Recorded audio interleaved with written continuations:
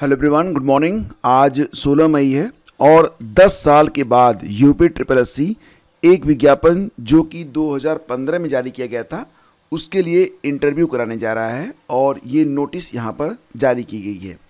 तो कुल मिला के 39 पद हैं जिसके लिए 191 अभ्यर्थियों को बुलाया गया है।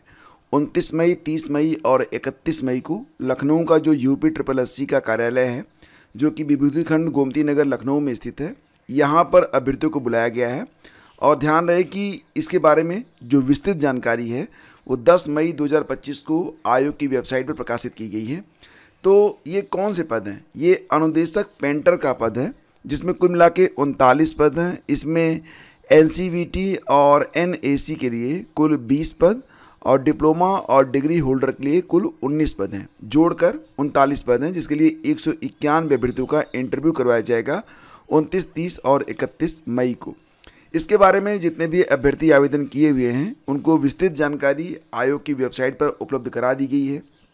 जो संबंधित अभ्यर्थी हैं वो जाकर आवेदन अपना देख लें और इसके बाद अगर इंटरव्यू में शामिल होना चाहते हैं तो प्रक्रिया को पूरा करें।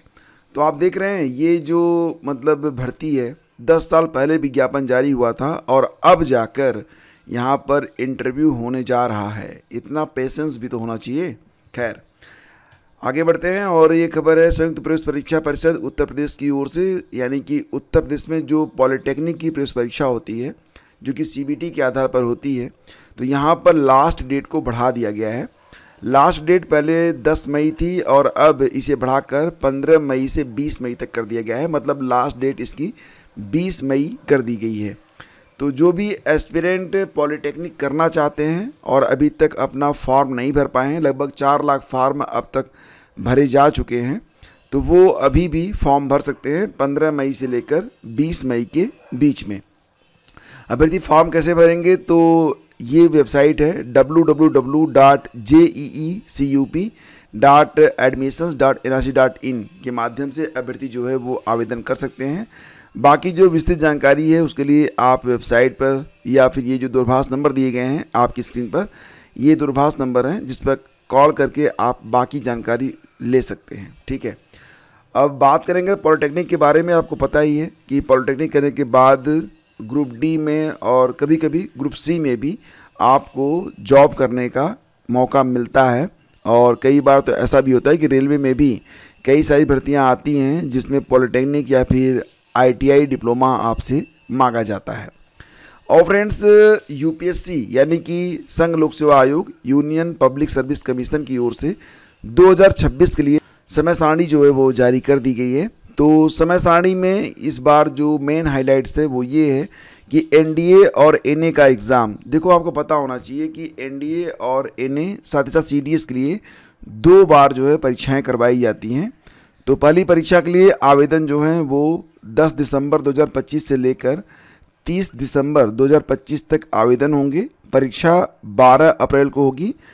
इसी के साथ साथ एनडीए और सीडीएस की जो सेकेंड लेवल यानी कि जो दूसरी परीक्षा होती है उसके लिए 20 मई 2026 से लेकर 9 जून 2026 तक आवेदन लिए जाएंगे।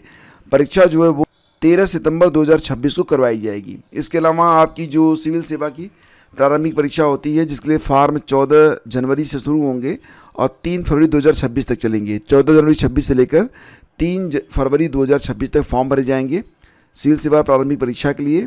परीक्षा जो है डेट आ चुकी है 24 मई 2026 को सिविल सेवा प्रारंभिक परीक्षा 2026 का आयोजन किया जाएगा। और आपको पता है कि इसी परीक्षा के साथ ही इंडियन फॉरेस्ट सर्विस यानी कि आईएफएस प्री का एग्ज़ाम भी, जिसके लिए सेम फॉर्म भरा जाता है। ये यानी कि दोनों के लिए एक ही प्रवेश परीक्षा होती है। तो दोनों के लिए ही 14 जनवरी से लेकर 3 फरवरी तक फॉर्म भरे जाएंगे, सेम फॉर्म रहता है।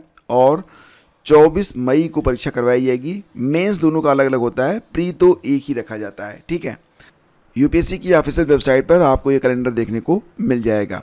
और फ्रेंड्स आगे बढ़ते हैं तो कुछ और भी खबरें हैं जो कि भले ही रोजगार से जुड़ी हुई नहीं हैं लेकिन देश दुनिया के बारे में आपको बहुत कुछ बताती हैं। जैसे कि ट्रंप नहीं चाहते कि एप्पल जो मोबाइल है, एप्पल आईफोन, वो भारत में बने। उन्होंने एप्पल के जो सीईओ हैं टिम कुक को सलाह दी है कि भारत में फैक्ट्रियां लगाने की ज़रूरत नहीं है। इस आदमी का ना नेचर ही समझ में नहीं आता। आप ना सब कुछ कर सकते हैं लेकिन इस आदमी के बारे में ना कोई भी प्रोटेक्शन कर नहीं सकते हैं। ये आदमी क्या कहेगा, कैसे करेगा, पता नहीं। अब मतलब इनको क्या एलर्जी हो रही है। हालांकि एप्पल ने कहा कि ट्रंप की टिप्पणियों के बीच एप्पल ने भरोसा दिया है कि कंपनी अपने उत्पादों के लिए भारत को प्रमुख विनिर्माण आधार बनाए रखने को प्रतिबद्ध है। आपको याद होगा कि दुनिया में सबसे अधिक जो आईफोन बिकने वाले देश हैं उसमें भारत भी नंबर 1 पर है। आपको पता ही है, यहाँ पर लगभग 70 से 75% लोग जो हैं वो EMI पर ही सही लेकिन ख़रीदते तो एप्पल ही हैं। यानी कि बहुत सारे देश ऐसे भी हैं जहाँ पर अब एप्पल की जो बिक्री है वो कम हो रही है, लेकिन भारत में इसके प्रति जो जुनून है वो बढ़ता जा रहा है। वो अलग बात है कि अगर आपके पास आईफोन है फिर भी आपको एंड्रॉयड रखना ही पड़ेगा, क्योंकि बहुत सारे ऐसे काम हैं जो कि अब आप आईफोन में नहीं कर सकते या फिर वो उतना सुविधाजनक नहीं होता है, तो लोग एंड्रॉयड भी रखते हैं लेकिन आईफोन ख़रीद लेते हैं। ठीक है। छात्रवृत्ति योजना में 30 लाख OBC विद्यार्थियों को मिले हैं 2475 करोड़ रुपए। तो खबर लखनऊ उत्तर प्रदेश से है, जहां से खबर ये आ रही है कि प्रदेश के जो पिछड़ा वर्ग कल्याण और दिव्यांग जन सशक्तिकरण राज्य मंत्री स्वतंत्र प्रभार नरेंद्र कश्यप ने विभाग की उपलब्धियों पर बताया है कि वित्तीय वर्ष 2024-25 में छात्रवृत्ति और शुल्क प्रतिपूर्ति योजना के तहत 2475 करोड़ रुपए से लगभग 30 लाख OBC विद्यार्थियों को मदद मिली है, लाभ मिला है। ये वर्ष 2023-24 की तुलना में 5 लाख ज़्यादा है। तो दसमोत्तर छात्रवृत्ति योजना में 4 श्रेणियों में क्रमशः 10,000, 20,000, 30,000 और 50,000 रुपये की सहायता दी गई। उन्होंने बताया कि शादी अनुदान योजना के अंतर्गत इस वर्ष 200 करोड़ रुपए से 1 लाख OBC दंपतियों को 20,000 रुपये की राशि दी गई है, जबकि पिछले वर्ष यह संख्या 52,553 थी।